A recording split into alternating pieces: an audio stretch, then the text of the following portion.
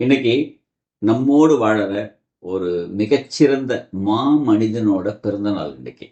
Okay, அவர் யாருன்னு பார்ப்போமா? முதல்ல அவருக்கு என்ன வயசாகுதுன்னா கிட்டத்தட்ட 84 வயசாகுது. 84 வயது இளைஞன் அவர். ஓகேங்களா? ஸோ அவருக்கு முதல்ல நாம எல்லாரும் பிறந்த நாள் வாழ்த்துக்களை இன்னைக்கு நம்ம தெரிவிச்சுக்கலாம்.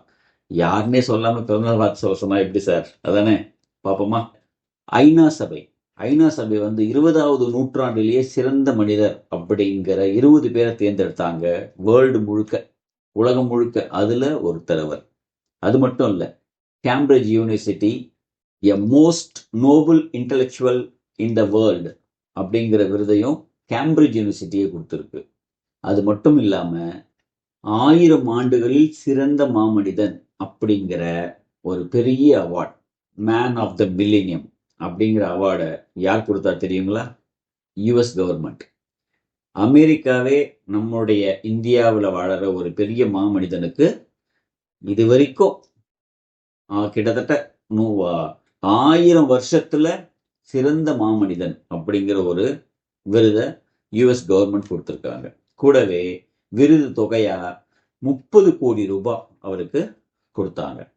அது மட்டும் இல்லை, அன்றைய அதிபர் பில் கிளின்டன் அவங்க இந்தியா வரும்போது 2 பேரை சந்திக்கணும்னு விரும்பினாங்க. அதுல ஒருத்தர் அப்துல் கலாம், இன்னொருத்தர் நம்மளுடைய ஐயா, நம்முடைய சூப்பர் ஸ்டார் ரஜினிகாந்த் அவர்கள் கூட அவருடைய தந்தையா நம்ம ஐயாவை ஏத்துக்கிட்டு இருக்காங்க.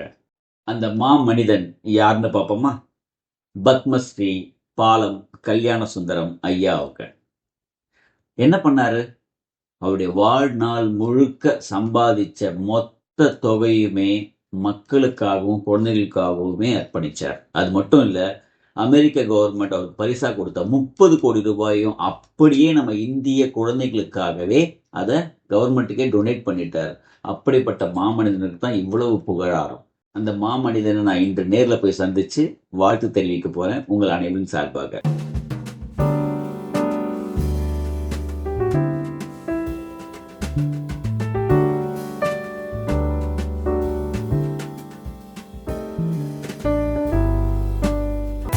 பிறந்தநாள் நல்வாழ்த்துக்கள் ஐயா.